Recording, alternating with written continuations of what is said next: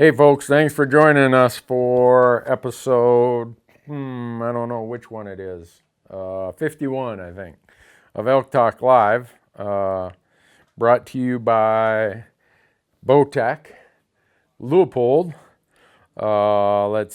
Ripcord, Tightspot, Black Gold, GoHunt.com.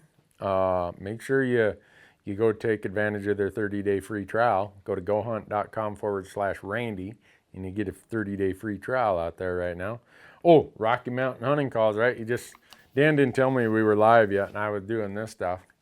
And if you go to Rocky Mountain Hunting Calls and use promo code Randy, you're going to get 15% off. That's a good deal.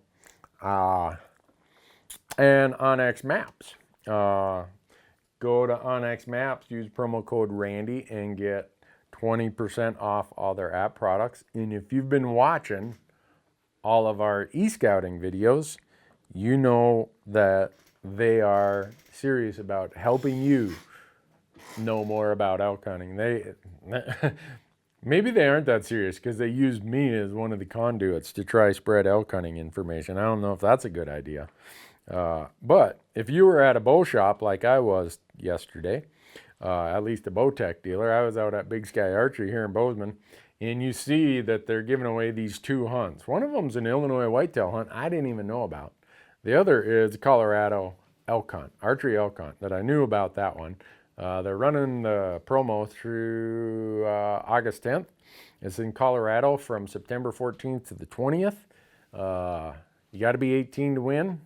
And it covers everything: tags, license, travel, you name it. You can go to bowtecharchery.com and sign up. Text HUNT, H-U-N-T, to 77453, or go to your Bowtech dealer and find the details there. So you should all be applying for that, because who wouldn't want to go elk hunting for free, right? With that, today I want to talk about kind of a continuation. Last week we talked about some of the mistakes that I've made throughout my elk hunting life, and still make way too often. In the last week, myself and Corey Jacobson, you might know that we're doing a podcast called Elk Talk. Go to Stitcher or iTunes and subscribe, or go to elktalkpodcast.com and subscribe. But anyhow, in that, we've been interviewing people who are pretty experienced elk hunters. And we've been asking, what are your top 5 mistakes? And we're finding there's quite a bit of overlap. But in the podcast we just released on Friday, Corey went into a lot of detail. No, wait a second. These ones are going to be the podcast that releases next Friday, like August, whatever that is, I don't know, 4th. We're going to talk in there. Corey talks about his setup mistakes and calling mistakes. And so last weekend at the Total Archery Challenge, those of you who watch Corey know that Dirk, his buddy, they hang out and hunt a lot. And so we interviewed Dirk, and he had 2 that really weren't on my list or Corey's list. And that was giving up too easy and knowing when to be aggressive or be passive. And Dirk kind of summarized that by saying, when in doubt, be more aggressive. And then our buddy David Brinker, who used to be the marketing director at Sitka Gear, he had a really good one that struck me as maybe not being real technical, but really helpful. And that is, hunt for your own happiness. Those are, I guess that could be a mistake if you haven't hunted for your own happiness. And we got in that podcast, you'll hear we get into a pretty long discussion about people who feel that they're hunting because of the pressure someone else puts on them, or, oh, I have this really great tag, so if I don't shoot anything less than or more than a 340 bull, I'm a failure, blah, blah, blah. I thought those were pretty cool ideas to talk about. So, all right, someone's saying that they like my shirt. This is a Leupold shirt. I don't know if you can even get it from Leupold anymore. I got it last winter at the Wild Sheep Show. Huh, you like this, huh? Big curl ramp. Anyhow, a bunch of people said they liked it. I don't know. Zach at Leupold, if you're listening, there's a bunch of people who want to buy this shirt. Maybe you already got it. Someone chime in and let them know. Last time I was out on the website, though, I was trying hard to find it because I actually tore it. I got it caught on something, and there's a little tear in it, so I was looking for another one. Anyhow, on to elk hunting. So Nate says, can't wait to get a Fresh Tracks flag t-shirt. They're just about in stock. If they aren't already, I think they are. Go to hunttoeat.com and you'll find them. Curtis says, Randy, I love the new e-scouting videos. To what degrees does the information relate to mule deer and other big game hunting? It relates to every species the way we're doing it, right? Figure out what the 5 periods are that you hunt them. And for deer, you still hunt them in the early season. You hunt them in pre-rut. You hunt them in peak rut. Probably with deer, though, you could combine post-rut and late season together. And they're going to have different needs in each of those 4 periods. And go find them where they can meet those needs. The principle's the same, no matter what species it is. So, Cole asked, do you hit the gym or you go to hike to get in shape? I've not stepped foot in a gym in my 53 years on this planet. And my goal in life was to get to age 50 without owning a lawnmower, because lawnmowers shorten your hunting days. Same with wood splitters. And I made it to age 50 without owning a lawnmower. I want to get to age 70 without ever having went to a gym. So I hike, and then when I'm done hiking, I go get a Dairy Queen. So that's my gig. I know that that's probably not the way most people say you're supposed to get ready for elk season, but that's how I do it. So, oh, Ken says, Randy, today I got my Leupold VX3i zeroed in today, and I can't wait for October. Can I show him, Dan? Do it. So today, Dan's here, the production guy today. I was just out at the range this afternoon. I got in just a little bit ago, but I have a new VX5 HD on a brand new Howa prototype that I'm working on, and it's a 7mm 08. So, do I have this upside? Oh, here we go. I had it upside down. So once I broke in the barrel, this was the first shot way up here. You see that one? And then I got over here, and then I got down here. And the whole time I'm moving my dial, right? I'm trying to change my elevation from here to here to here. And then by then I've got my windage pretty well dialed in. Well, here's my, I don't know if people can see that, but here's my first group of 3.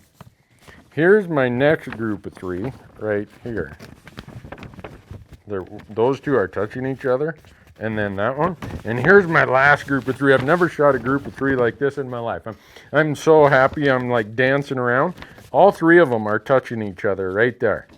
And this is with a new Howa. I think I told you on the last Elk Talk or the one before. But look at that. Man, huh? That is a group right there. And even this group up here of 3, when 2 are touching each other, that's pretty darn good. But anyhow, this was done with a VX5 HD, and on this rifle, because it's going to be experimented more as a mountain type rifle, I only have a 2-10 on it instead of a 3-15. But that thing was smoking them today. And I was shooting out of 140 grain Nosler E-tips in a 7mm 08. So, sorry, when I saw that comment about the VX3i, I just had to, I guess maybe I'm bragging, because normally I don't shoot that good. But today was one of those days. I was pretty excited. Dan asked, Randy, when you do your hiking, do you hike with a pack? Yeah, right in the back of my rig right now, I got a 45-pound pack. I change how I'm doing my hiking. Sometimes I want to go really fast and I just want cardio, so I might lighten my pack a bit. But as it gets closer to the season, I start loading my pack with more and more and more, because I want to have the strength that comes with it.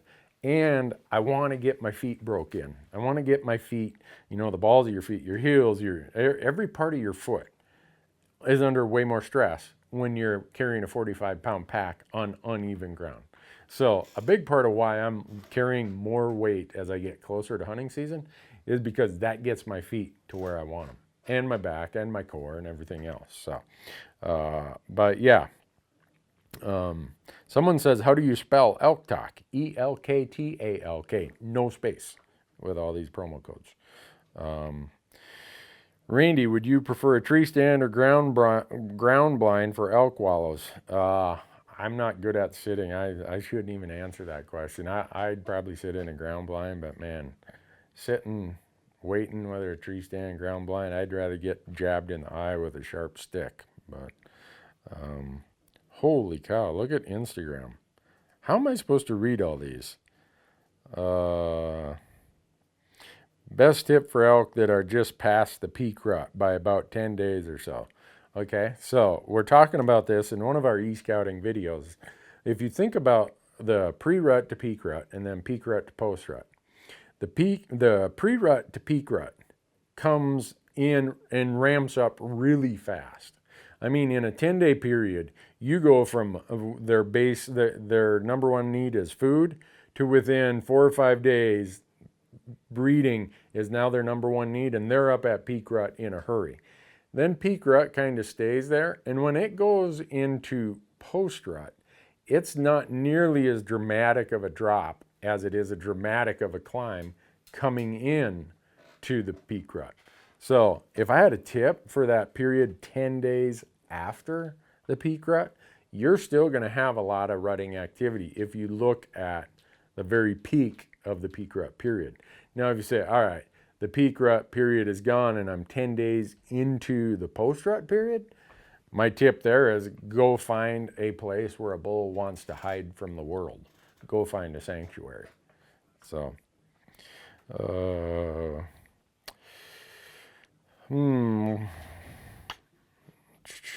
there are so many of these. Holy cow. Southwest Colorado, do you hunt Unit 61 once in 20 years or 62 over the counter every year?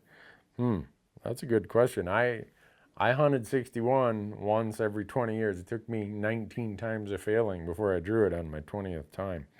But a lot of people go hunt 62 right across the road. They go hunt that as an over-the-counter tag. How are we doing on all these other ones, Dan? You got me a bunch on the Google Doc? Okay. He wants to know about yardage for your bow. Okay, Randy, do you think that the full moon affects elk movement? Not really, but sort of. I'll explain that in more detail. Specifically, does the extra light with a clear sky and a full moon affect elk movement? Not really, unless it's really hot. If it's just normal and it's kind of, September temperatures, highs in the 60s during the day, down into the high 30s, low 40s at night, I don't think it really affects them. Now, if it's super hot and they can't really they can, but they prefer not to do a lot of their rutting during the day because of how hot it is, then I think that nighttime activity is amplified more in a full moon than it is in a new moon. So, but they still have to do it. We got into this many times in the past couple podcasts, is that they have to do it. They can't deny the rut just because it's a full moon or anything like that. Oh, wow. I cannot keep up with these Instagram ones. My computer just locked up here, folks, so right now I'm having to read some Instagram questions until, I don't know. This is a Lenovo. Don't buy a Lenovo computer. This thing has been a piece of, well, anyhow. Any tips for when it's extremely hot while elk hunting? Yeah, find elk really close to wherever they can find water and shade, because in canyons and low areas, that's going to be where the heavier air settles. The heavier air is the colder air. They've figured this out. They're going to go find those kind of places to hang out. So my computer says it's back, but we'll see about that. Nope, still locked up. You got anyone to read to me, Dan? Since I got a locked up computer. What yardage are you sighting in at? What yardage is my bow sighted in at, or my rifle? I always put my 0 at 100. I know some people like their 0 at 200, and I don't blame them. But for me, when we're filming, we try to keep all shots at 400 or under. And that's just, one, it makes for better TV, because you don't want to just see this itty bitty little dot out there. We like to get close. We like to make sure to the extent we possibly can, that we're doing everything to improve the odds of a good shot. So, do I like hunting in the rain? No, I hate hunting in the rain. I'd rather hunt in the wind, I'd rather hunt in the heat, I'd rather hunt anything other than in the rain. So, Randy, why do you buy your hats so small? I don't. I have a big melon head, so my hats look small. My brother says just because your head's the size of a hubcap doesn't mean you're a big wheel. That's what my brother tells me. So I don't buy small hats. It just, when you got a big cassava melon, that's how it goes. Let's see. How do you feel about hunting the edge of private land with a bow? I feel like it's a great thing. Has the Boundaries video released yet, Dan? I don't think so. I don't know. No, we did a whole video on hunting boundaries, public-private boundaries, all kinds of boundaries. And I love hunting boundaries, whether it's archery season or rifle season. So I can't believe this thing is locked up. Oh, well, what do I do? I'm just going to have to go with Instagram, and whatever Dan tells me is out on the rest of it. Okay, so this person says, Randy, just watched your hunting pressure e-scouting video. Wondering how you would adjust your plan for Arizona hunts when they start on a Friday instead of a Saturday. What would be the best days to be in the woods? Your Arizona hunts are usually really short. At least these late rifle hunts, I'd be in the woods every day. And remember, in these videos, I say, you have your opening day plan that is probably based on your 1 or 2 days of scouting. Maybe you're trying to pattern an elk. And once the shooting starts, you have your plan for after opening day. Because opening day comes, there's all this noise, all this activity in the woods, and the elk just head to the deepest, darkest sanctuary they can, and they're waiting for dark. When it gets dark, they are boogieing, man. They are moving, they're going somewhere else if they've been disrupted or they've smelled all this activity. So you got one, what I call plan, for opening day, because that elk, still he's in the same pattern. That opening morning, maybe if he hasn't disturbed opening day, maybe even that opening evening, is your chance to kill him. But after that, the deck gets shuffled and you got to have a whole new plan for the rest of the season. So, but I'd be there every day of the season in an Arizona late rifle elk hunt. So,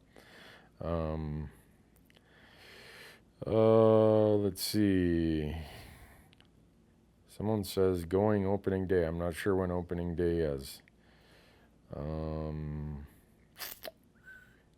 there's a lot of them here.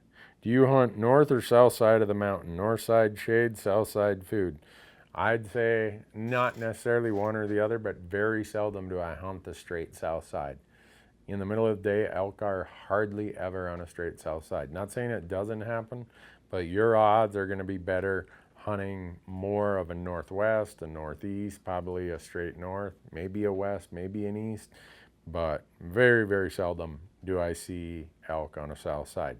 You might see it right at the very morning, but if you think about in the Rockies, especially at the higher elevation areas, those south faces, they say they burn off, and what they mean by that is that the vegetation, it just gets brown really, really quick. So the value of the elk being out there feeding, even if that is what they're using that for, is a lot less. So I need a computer expert to come here and tell me what's wrong with this computer that's been locked up forever. What else you got over there, Dan? We got to have some more, huh? Sorry, you got to read them to me. With arrow and broadhead total weight, what would be the minimum weight to hunt elk? What would be the minimum weight to hunt elk with a total arrow, broadhead, insert, nock, everything? I don't know. You're going to have people who say, oh, I hunt it with 300, high 300s. I hunt over, my whole setup is over 450 grains. I'm actually right in the middle of, right now, this week, I changed to an even heavier setup where I'm going to be just under 500. So that's personal opinion. You ask 10 archers, you're probably going to get 8 different opinions on that.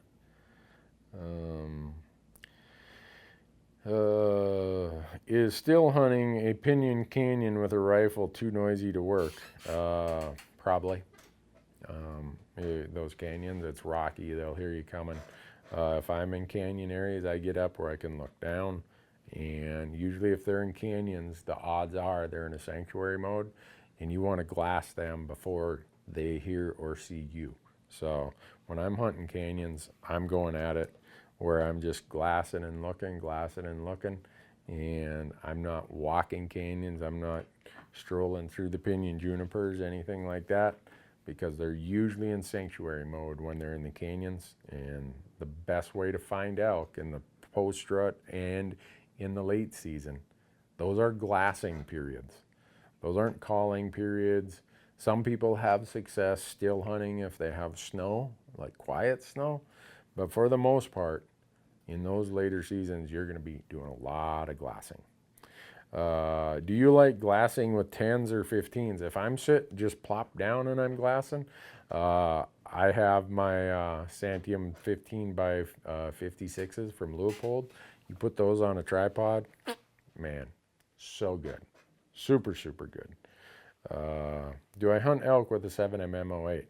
I don't. I wouldn't hesitate to do it at all with good, high-quality bullets. But if you're familiar with cartridges, the 7mm 08 and the 308 are based on the same cartridge. It's just that a 7mm 08 is a 308, which is a 30 caliber, neck down, to a 7mm, which is a 284 caliber. That's what they're very, very close in their performance. Other than a 7mm 08 is probably a little flatter ballistic trajectory. A 308 will carry a little more, carry a 165 or 180 grain bullet a lot better than a 7mm 08. So for me, it really comes down to I want to use a 308 when I'm elk hunting versus a 7mm 08. But if it was pressed into action, I wouldn't hesitate at all. So I'm in the process of doing a full reboot of this computer while we're talking here. What else we got, Dan? Fixed blade or mechanical? Oh, for sure, fixed blade. For elk, not even a question. Okay, someone says, I've seen spray to put on your meat to protect it from spoilage. Is that something you've ever used? I've not. I hear people talk about how it does great stuff. I've never used it, so I can't say whether it's good, bad, indifferent. I just want to keep my meat as clean as possible, get it in my caribou game bags, get it hanging somewhere where it's going to cool, and as it cools, let the wind blow on it, keep it in the shade, and I've never had a problem with it. So, let's see. What do you suggest to do when you've killed an elk in a high-risk bear country? I hunt grizzly bear country quite a bit. First of all, it might be good to hunt with a partner. When you're bent over taking care of that, you know, you don't have your eyes are focused here, not looking around. In October, bears are in what's called hyperphagia. It's where they are just putting on thousands and thousands and thousands of calories every day. And they're out looking for anything, gut piles, fresh carcasses, whatever it is.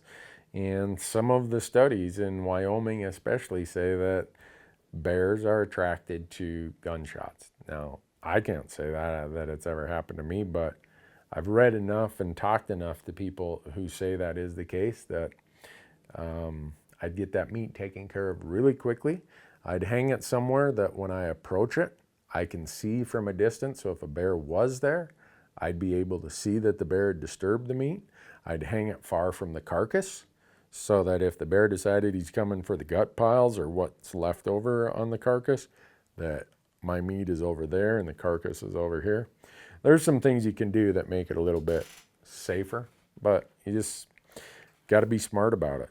So, now it says that Google Chrome died. That's not good. I didn't know that Google died today. Let's see. Randy, may I ask why you don't hunt predators more? Seems like you have some awesome opportunity to hunt predators on film. Mostly it's just how busy I am. I'm just at trade shows all the time in the winter. I'm so tired after 100 days on the road that late December is kind of my catch my breath time. And so it's a matter of I need to duplicate myself if I'm going to go do it. So I used to do a lot of it when I was in college.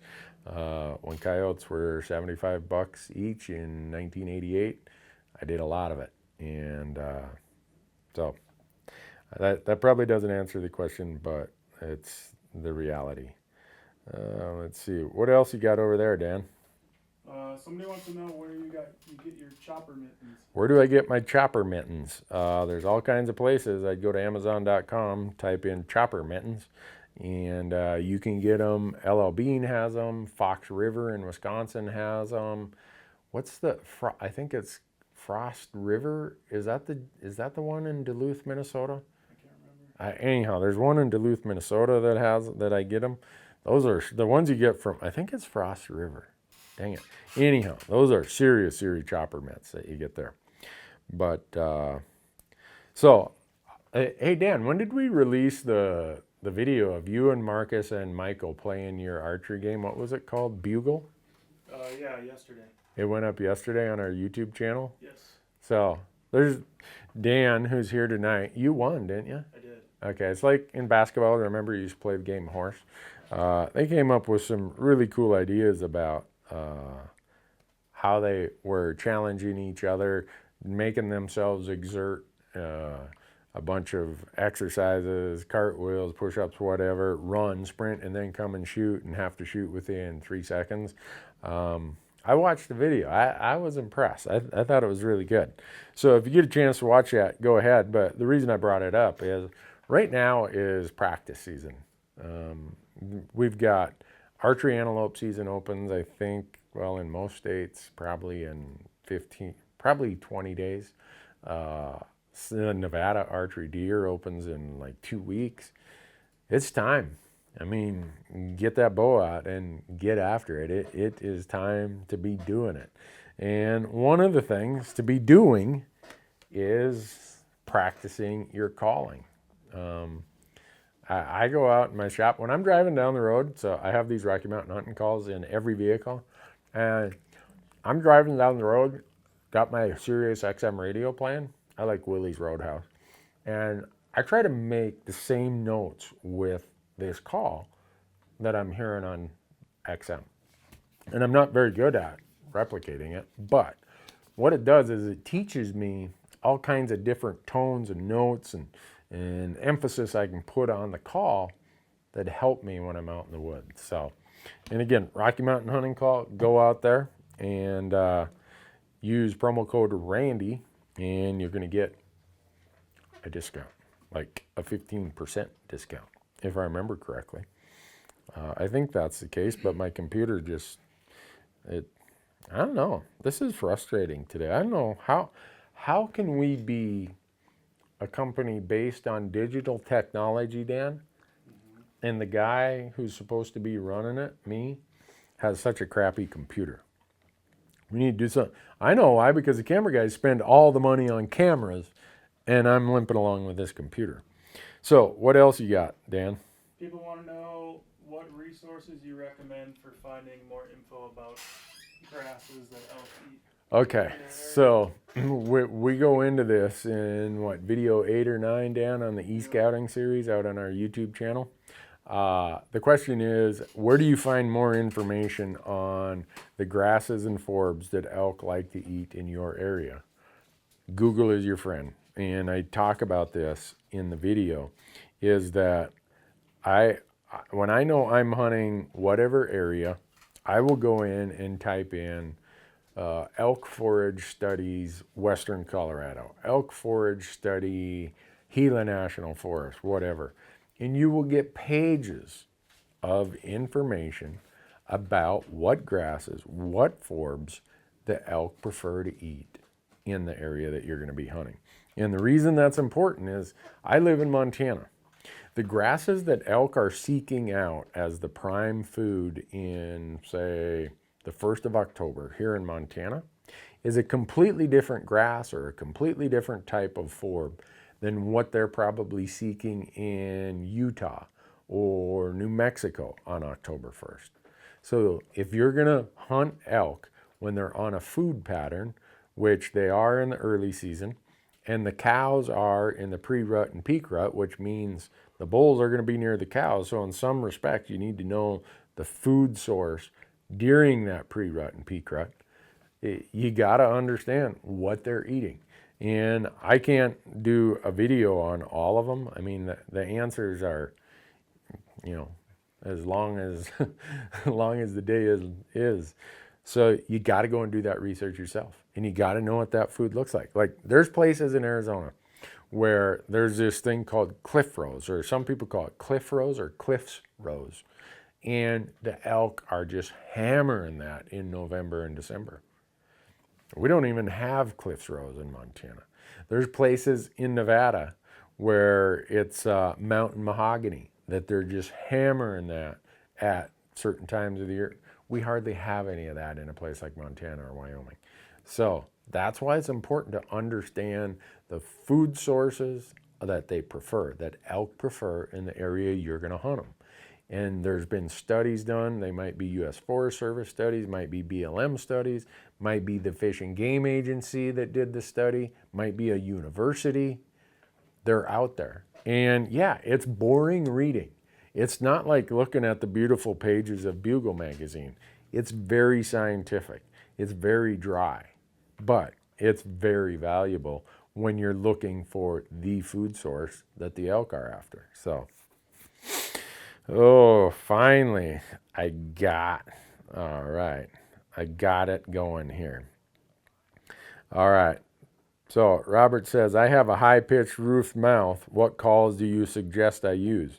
I would use whatever ones Corey Jacobson uses, and he's got a whole line of them out at Rocky Mountain Hunting Calls. The reason I say that is Corey's mouth is like really narrow and really tall, he says. He says he's got a really high roof to his mouth.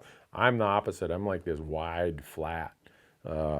So Corey has great success with them. Whichever ones Corey has his name on, those are the ones I'd probably use if I had a tall, narrow roof to my mouth. So, Randy, hey, can we get a Randy discount promo code for Sitka gear? You're going to have to take that up with the folks at Sitka.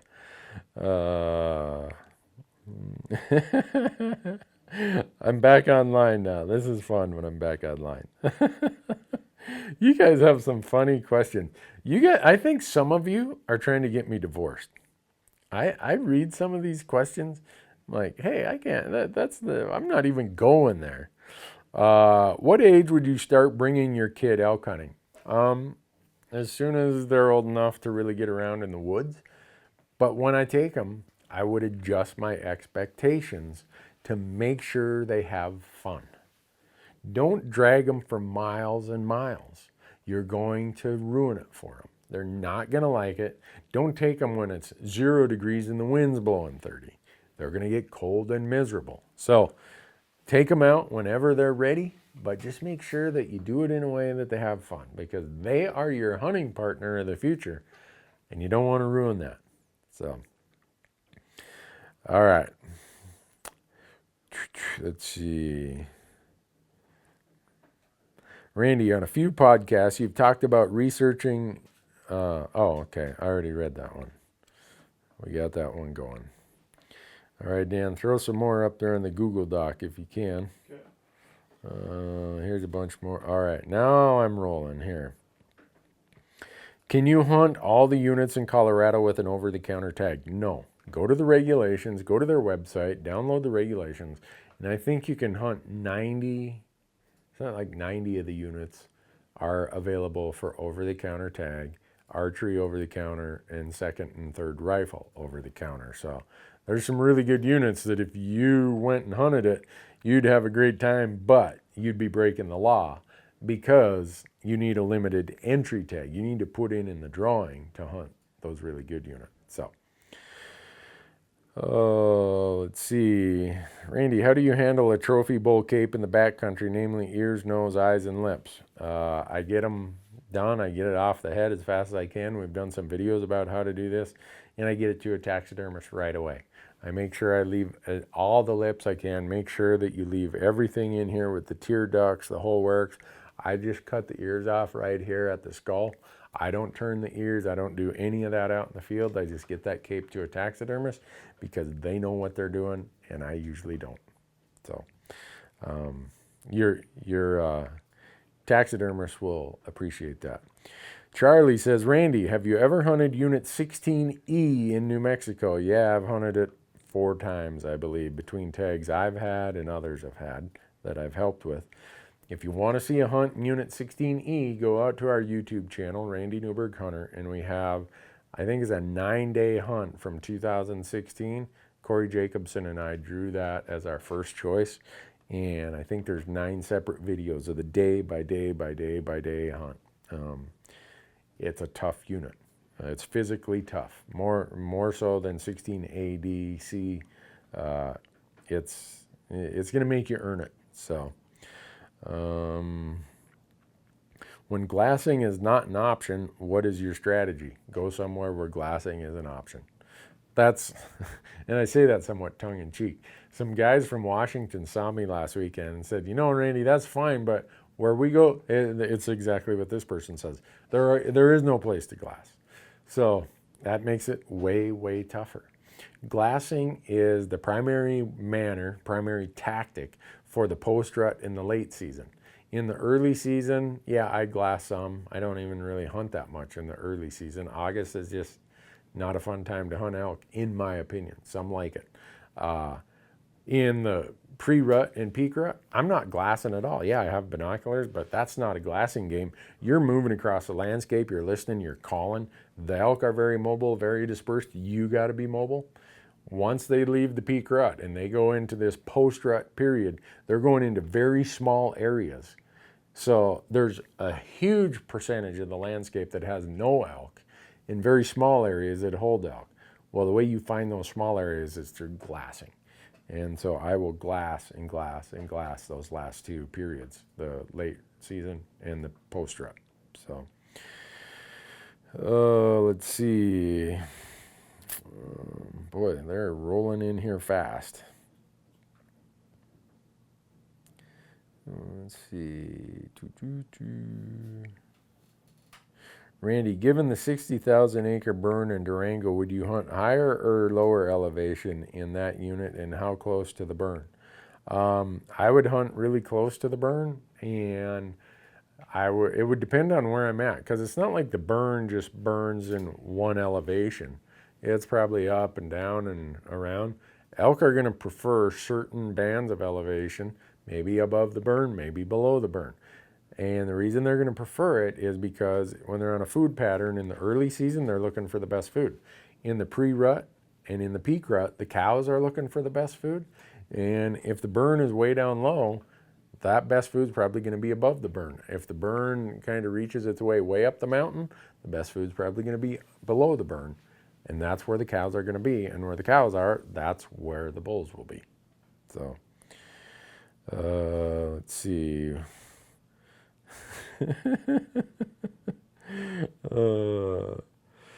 Randy, if you were limited to hunting on weekends, would you keep moving or try to key in on resources? It depends on what season I have.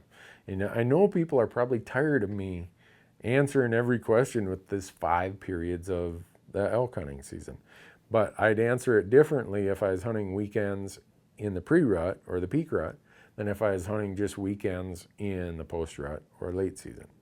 If I was hunting weekends in the pre-rut and peak rut, I'd be moving and calling. I would not be sitting still.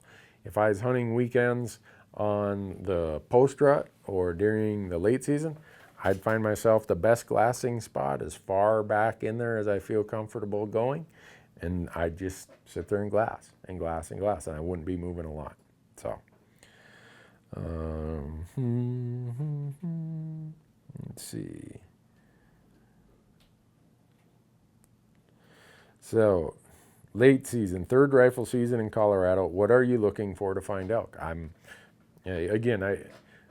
hope people will go and watch this e-scouting series that we're doing with onX out on our YouTube channel. Every Monday we release a new video, and every one of these questions that are being asked are answered there. And again, here's another question, and second time in a row I go back to, okay, what season is that? That November season, third rifle, is going to be late season. Late season, you're hunting sanctuaries.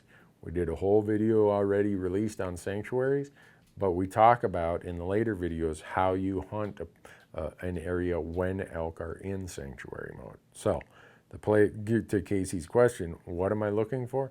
I'm looking for sanctuaries. Sanctuaries are the places that other hunters don't want to go due to distance and topography, and sometimes due to boundaries that make them uncomfortable navigating these boundaries. How would I private message you? Don't. I've got thousands of them here on Facebook. I don't do Facebook, so don't private message me. You'll just get frustrated. I wish I had a better answer. We have a Hunt Talk forum called hunttalk.com. I do try to answer my private messages out there. What's that? I don't know that one. I'm going to grab a couple here. Randy, are you going to try and apply for a Minnesota elk tag? No, I'm not. Oh, Randy, have you ever hunted Wyoming Unit 98? Yes, I have. And if you want to see that hunt, it's out on our Amazon channel right now. It just went up in season 6. It's called Wyoming Elk. It's on our Amazon channel. Go to Amazon. If you're a Prime subscriber, go to Amazon Video Direct and search Fresh Tracks, and it'll give you all the seasons that are up there. Go to season 6, and I think it's episode 2, and that's in Unit 98 of Wyoming. So, and yeah, we did shoot an elk in there, and if I would have been on the ball, we would have shot 2 of them. So,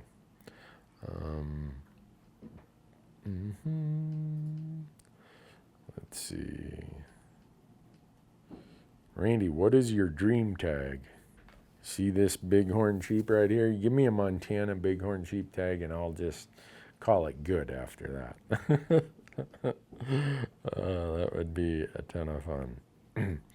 All right, Randy, quick discussion on what you use to break down an elk. Knives, saws, etc.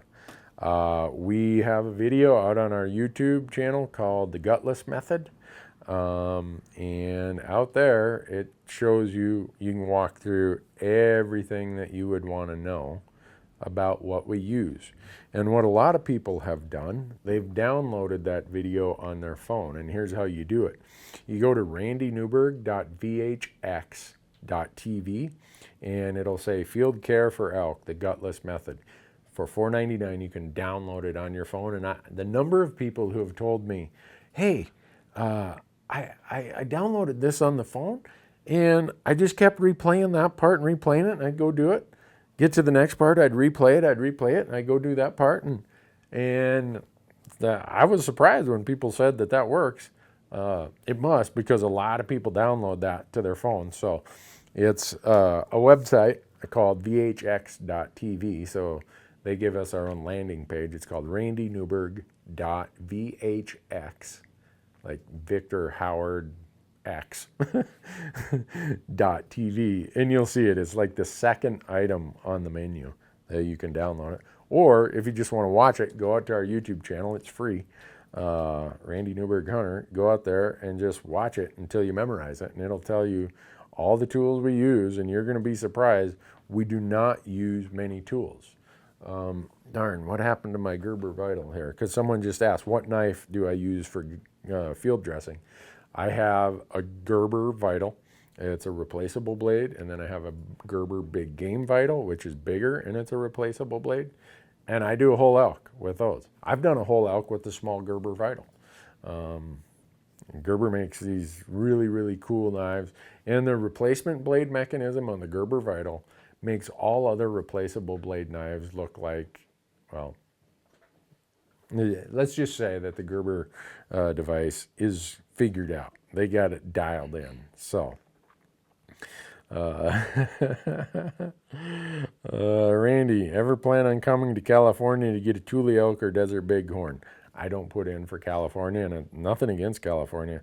It's just that California has a lot of hurdles for non-residents, and I want to make sure that the content we show gives the viewer a really good feel for things that they could realistically do.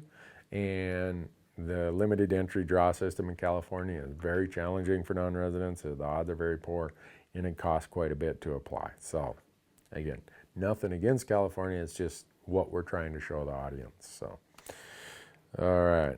How we doing, Dan? Good.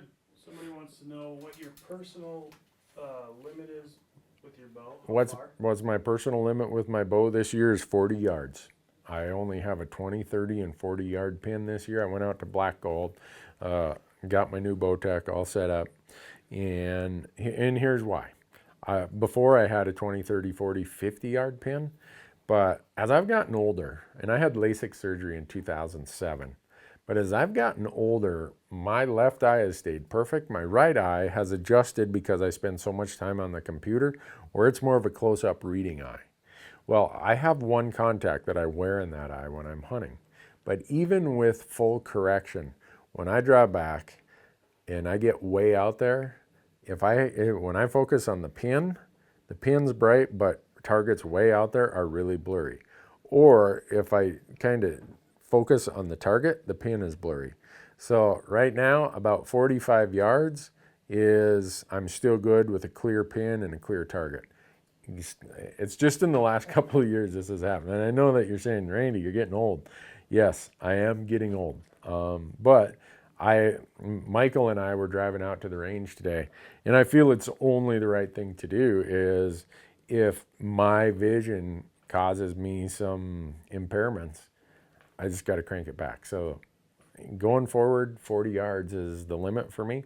And in some respects, that doesn't bother me at all because I hunt archery to get close. That, for me, the pleasure of, or the joy, the whatever you want to call it, excitement about archery hunting is it's a short range weapon, and getting close is just, it takes everything to this finer level. You cannot get by with any mistakes, not mistakes of wind, movement, sound.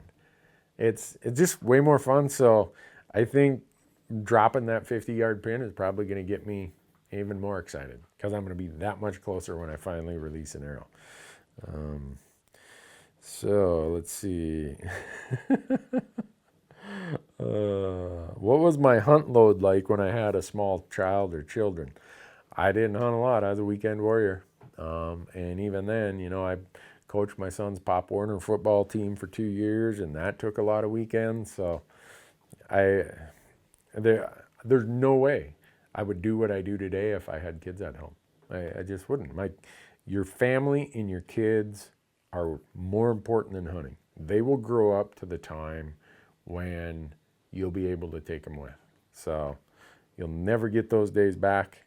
Once they get of hunting age, yeah, go hunt as much as you can, but don't give up time with your kids. That should be in our top 5 mistakes. But I think all of the people we've talked to, none of us have kind of made the mistake of foregoing time with our kids. So let's see.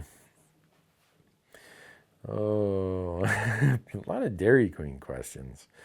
I don't know if I should be answering those. Let's see. Got someone from the East Coast at sea level who's coming out for the first time. Will be hunting in Colorado at 9,000 to 11,000 feet. I'm going to be aware of altitude issues with them. Got any tips? Yeah, get them out there as early as they can. Get them acclimated. I mean, I'm talking like give them 2 or 3 days to get acclimated. Don't let them land on the plane in Grand Junction or wherever it is and just take them up to 11,000 feet and start hiking. I mean, that's brutal. They run a really high risk of getting altitude sickness.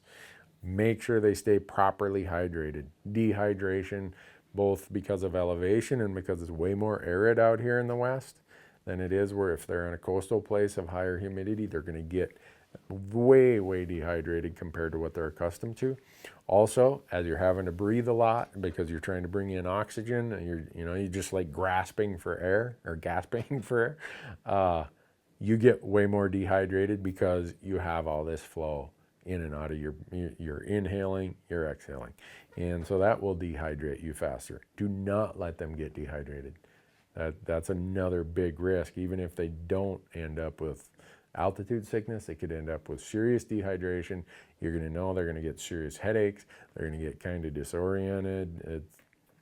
Either of those are a major risk for the kind of person who's coming out, changing environments that drastically. So, let's see. What is my main bugle? Right here. This is the tube Rocky Mountain Hunting Call. And my call for this year, I've just started using it, is the Reaper. They have a bunch of new ones out this year, and I'm going to have to confess that I haven't even tried the new ones because I'm so attached to this Reaper. So this is my bugle system, and then I have, actually, I've tried so many of their calls. Christy Titus has a line of calls with them, and she's really a good elk caller.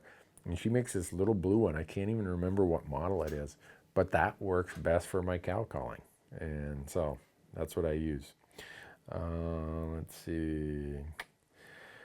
Let's see. What's your favorite caliber for your Howa model 1500 series rifles? I picked up one in a 308. Great gun. Thanks again.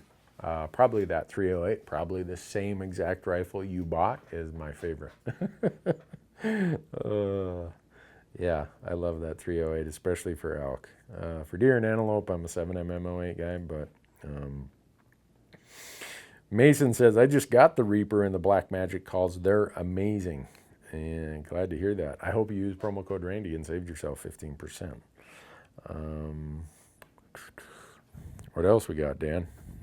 I don't know how we can have this many comments. This is crazy. I'm sorry, people. They're just scrolling through here, and I can't get to them all in time. Randy, what do you think of the 270 Winchester short mag as an elk cartridge? I think it's a great elk cartridge.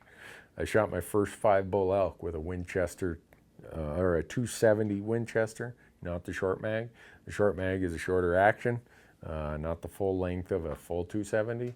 Get high quality bullets. The 5 bulls I was telling you about, I shot with my 270. They were all shot with 150 grain Nosler partition hand loads. And if you stick with a good bullet, a 270 is going to kill every elk that you hit. If you hit them, well, like everything, if you hit them in the right spot. Oh, someone's got a cow elk question here. Is a cow elk also going to seek sanctuary in the late season, or will they seek only food? They're seeking food. Cow elk, unless they have serious heavy hunting pressure, they are seeking the best food. Because you think about it, in the late season, now they're pregnant again. They've tried to recover after lactating all summer. Now they're carrying another fetus. They need the absolute best food they can find. And in the late seasons of November, December, it's hard to find good food. There's a lot of landscape that has no food, so they got to be where that best food is, or they're not going to be able to carry that fetus to a full calf come next May or June. So they're still, even then, they're doing a lot that's based on food. Very little for cow elk is going to be based on hunting pressure and sanctuary. Let's see. Ever hunt the Medicine Bow Mountains in Wyoming? I've not. Boy, a lot of people are asking me if I've ever hunted here, ever hunted there.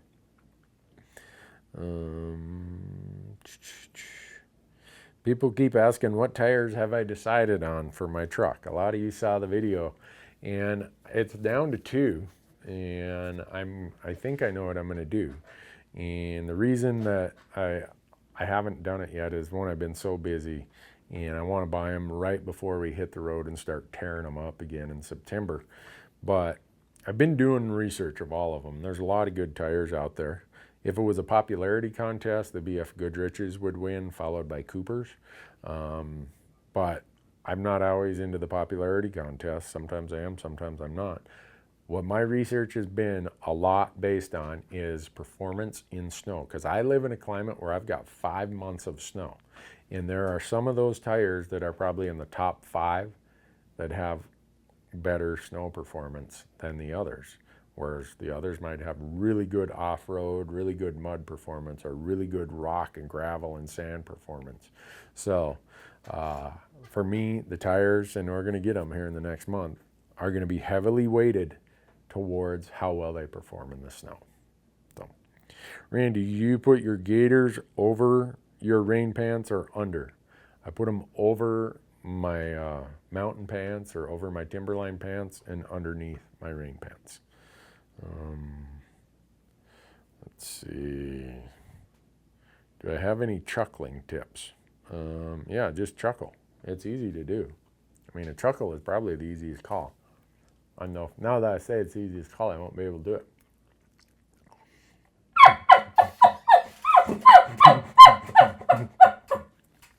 Just kind of breathe in and out, and when you're breathing out, throw some air over that diaphragm. And chuckle's a really easy thing. Probably, I think chuckles are way easier than cow calls. What's the draw weight on my bow? My new Bowtech is at 60 pounds. Randy, what binos are you using this year? I have the new BX5s from Leupold, the Santiums. I have the 10x42s, and I'm liking them. So awful lot of equipment issues here. I'm always interested. And I don't mean to disregard equipment questions, but I always find it interesting that people are so tuned in to what equipment I use. I just use what works for me, and maybe there's a whole different hunting style someone else has, and they'd have a slight variation or tweak to it. But I'm always interested I find it peculiar that people pay that much attention to my equipment. So, all right, Evan asked, where do I find information about what elk eat? If you would have been listening earlier, yeah, we already answered that one. So, yeah, let's see. Randy, can you buy different size hip belts for the Mystery Ranch Metcalf? Yep, you can. What's Marcus got? That scrawny little guy. He's got a small. All of us have mediums, and you can even get a large. We just posted today. We posted the Metcalf video, right? So many of you ask me about what pack I use. Well, instead of answering it now, you can just go to our YouTube channel and look at the Metcalf video that was posted today. And you show that thing gets to a profile of about that thick when I use it as a day pack. When I use it for maybe an overnight hunt, it's that thick, and when I use it for a 5-day hunt, it's like that. So we show you the same pack.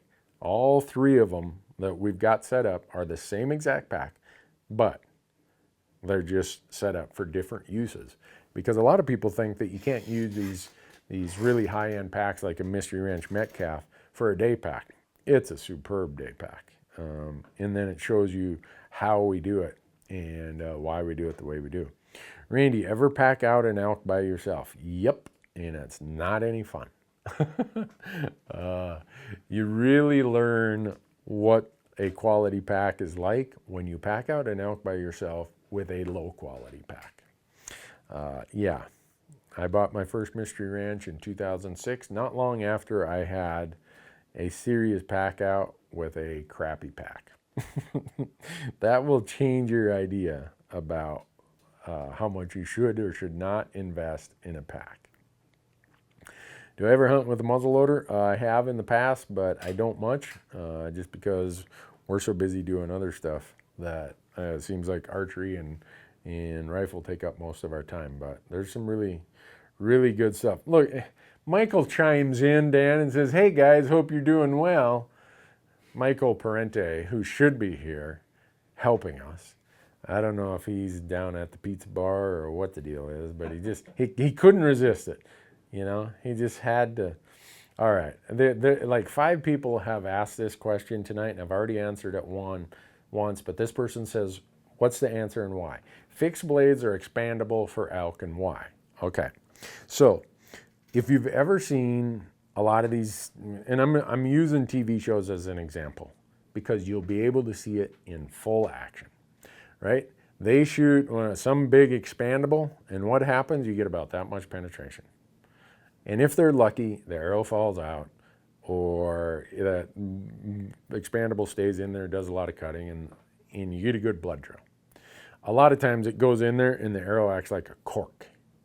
You don't get enough penetration because all that energy, when that thing expands, yeah, it's got a big wound channel, but an elk is a big, mean machine.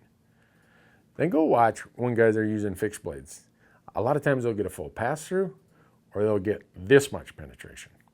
So that's one of the reasons why I use fixed blades rather than mechanicals for elk. Now, Michael and I were talking about this today. When you're talking about deer or antelope, you're going to blow through them whether you're using a mechanical or a fixed blade. The other thing that if you read enough, ask enough guys who use mechanicals, if you get a quartering away shot and you're trying to come in behind near these ribs, some of those fixed blade mechanicals deploy really wide, and they've actually had like a glance, a ricochet, where the arrow hits and it comes right along the ribs and just comes out. It does not penetrate. I've never heard of that happening with a fixed blade. I'm not saying it hasn't happened, but that's why for elk, I want the most serious, heavy-duty, fail-safe, penetrating arrow I can get. And I know now that I've answered it that way, about 80 guys are going to chime in and say, Newberg, you don't know what you're talking about. And maybe you don't. So, oh,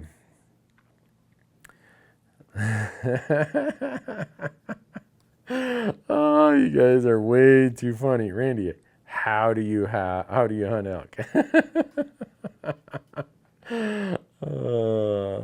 I better quit. Dan, we need one really good one here before we wrap it up.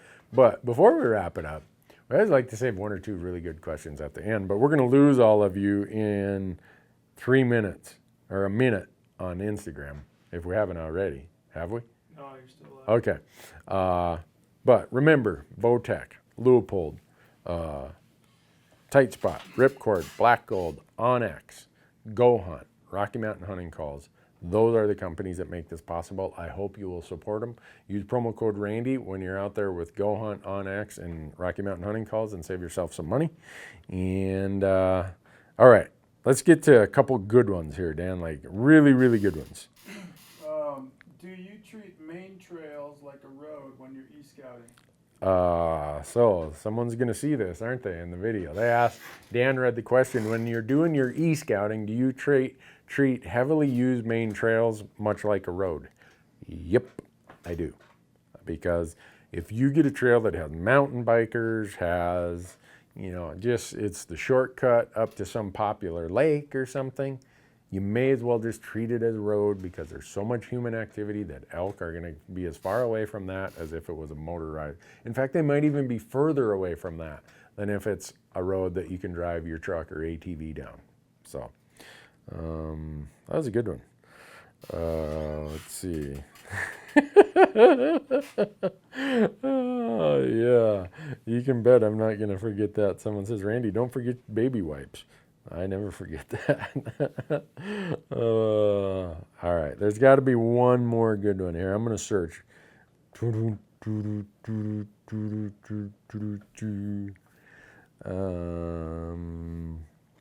Boy, what with all these equipment ones? You guys just are crazy about equipment stuff. All right, here we go. Adam has a question, and we address this in a future episode of the e-scouting series. Randy, how do you go about glassing throughout the day? Should you be looking west in the morning and east in the evening? ?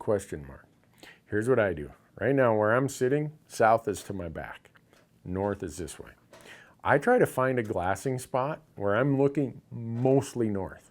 And the reason that is because I can look northeast, I can look northwest, I can look north, I can even look straight west and probably straight east. I've probably got a cone here of glassing area that I can cover of anywhere from 120, maybe 150 to even 180 degrees. So think about in the morning, the slope that faces to the west but runs east. So it comes off, the sun's coming up here, and this slope is going to stay shaded longer because it faces west. Now this slope over here, the sun's going to hit it right away. As quick as it clears the horizon, this slope's going to get lit up. I want to be here so I can glass that slope right away. I'm going to be focusing on that one because those animals are going to feel that sunlight coming and they're like, hey, we got to head for cover. This slope over here, once I've glassed this one hard, I still have some opportunity to glass in here because there's still a lot more shade here until the sun gets higher. So very often the elk will stay out on these slopes longer than they will these slopes. So that's why I like to hedge my bet. And the reverse is true in the evening, right? Over here, as quick as the sun is getting to a certain part in the horizon, it's just nailing that. Whereas it's already shaded over here. So it reverses completely in the evening. That's why I like to have glassing spots where I'm glassing mostly north or facing mostly north, not completely. You know, sometimes I got to have a glassing spot because of how the terrain lays out. That's mostly northwest or mostly northeast. Yeah, sometimes I have to have a spot that faces west or east, but all things being equal, if I can find a glassing spot that's mostly north, it gives me a lot of options in how I do my glassing. So anyhow, folks, thanks for watching. I'm on the road a lot the next Wednesdays. We're not going to be able to do this next Wednesday or the next Wednesday because I'm traveling on those days. And maybe not even the next Wednesday, but we'll pick you up again in late August. Thanks for watching.